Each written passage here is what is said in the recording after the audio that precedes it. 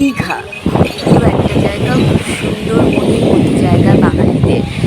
পশ্চিমবঙ্গে এটাই হচ্ছে বঙ্গোপসাগর, বে অফ বেঙ্গল, উপসাগরও বলা হয়।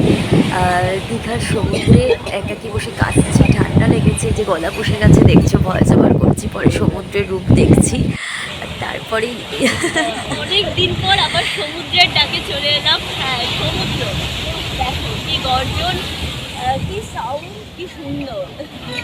মানে সমুদ্রের শব্দের কাছে নিজের কথাগুলো হারিয়ে যায়। আমার মনে হয় কি কথা বলবো আমি, তবু না বলেও পারছি না।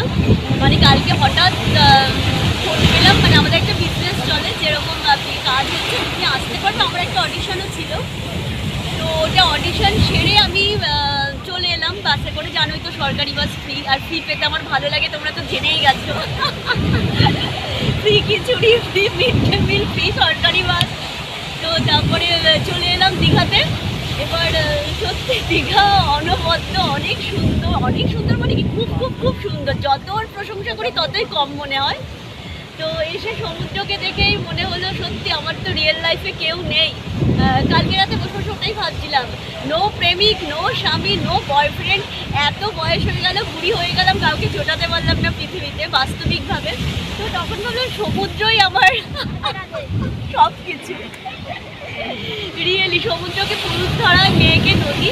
তো ভাবলাম নিজে নিজে, হ্যাঁ আমি নদী, আর ওই হচ্ছে আমার কি বলবো আর কি, সবটা বুঝে নাও কি হতে পারে।